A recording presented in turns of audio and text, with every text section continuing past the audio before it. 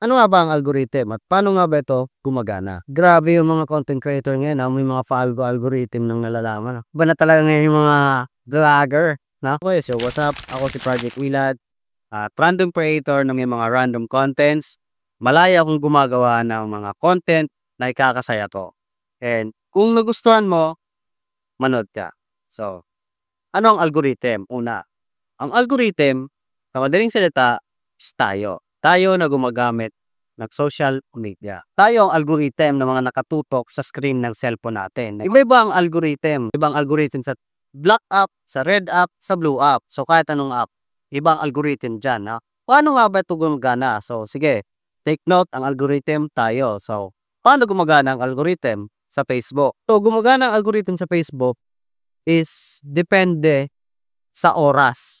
Yon, tama yung narinig nyo. Halimbawa, nag-post ka 1 minute ago. Ipapakita yan ng Facebook sa mga friends mo or sa mga followers mo.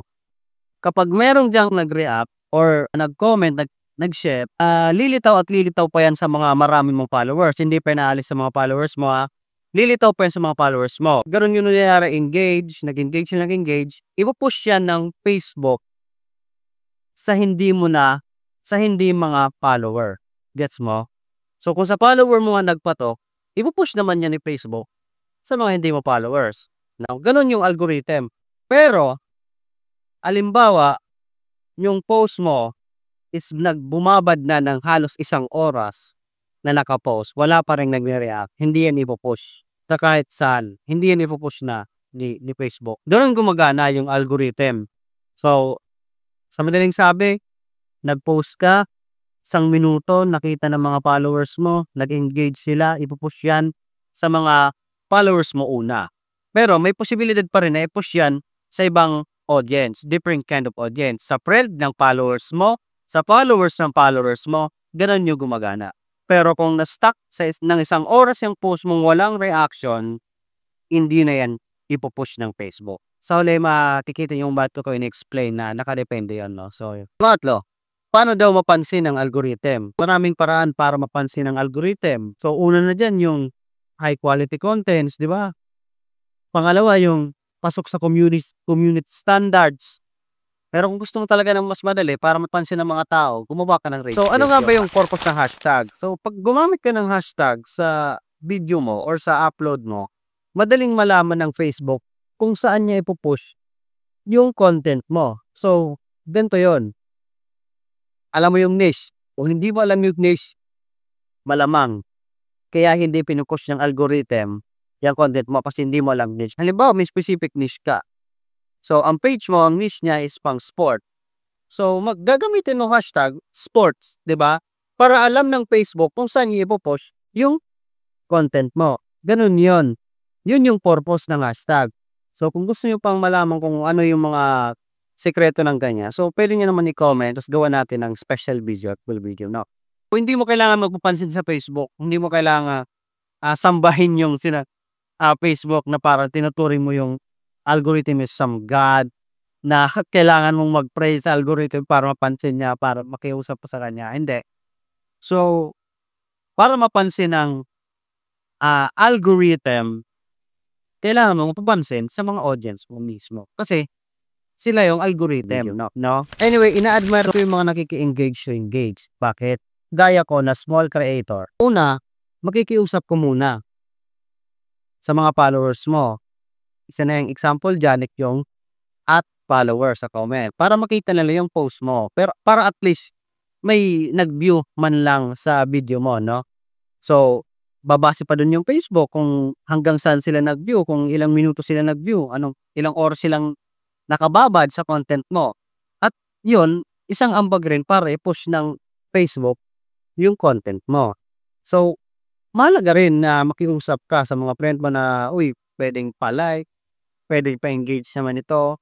So, gusto ko lang i-debunk yung mga malaking content creator na, yung mga over naman sa mga pagsabing, hindi naman gagana yung mga follow to follow, yung mga react to react para hindi nyo naman masisisi yung mga content creator na maliliit na gaya ko. Ako, kung payabangan rin naman, no?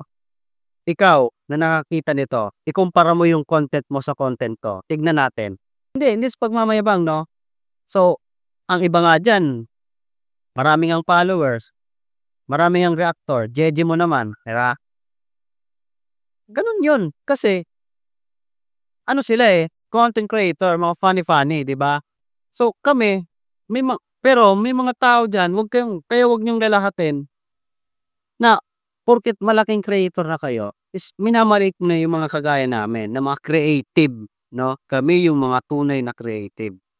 Masuwerte lang kayo kasi mga maimpluwensiya kayo, 'no? So, masuwerte lang kayo kasi yung, tawag diyan, yung charisma niyo is malakas sa social media.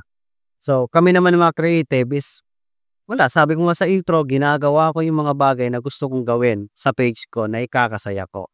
So, kung gusto niyo mag-enjoy ng manood kayo, 'di ba? Gano'n 'yun.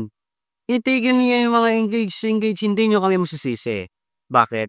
Kailangan naming i-please yung mga follower namin. I treat them as customer. Pero ngayon tumigil na ako kasi choice ko naman. Parang nag-upload na lang ako ngayon sa page ko kasi wala lang, para malibang ko yung sarili ko, para ma-satisfy yung creativity ng isip ko, 'no. So yun, hindi natin sila masisisi. So, ito yung mga tips ko, para, mapansin ni algorithm, mapansin ng mga audience mo, 'no. So, una kaibigan, hindi masama na makipag-engage to engage. Pero sabihin ko lang sa'yo yung facts, 'pag ginawa mo 'yan 'pag nakipag-engage ka sa iba, so tinutulungan mo sila. So, kailangan matulungan ka rin nila, 'no. So, make sure rin na matulungan ka nila. So, pangalawa, 'no, maging creative ka. Gumawa ka ng high quality contents. 'Pag sinabing high quality contents, good editing, tawag diyan, may saysay yung content, ikaw na magsabi, basta alam mo na yon.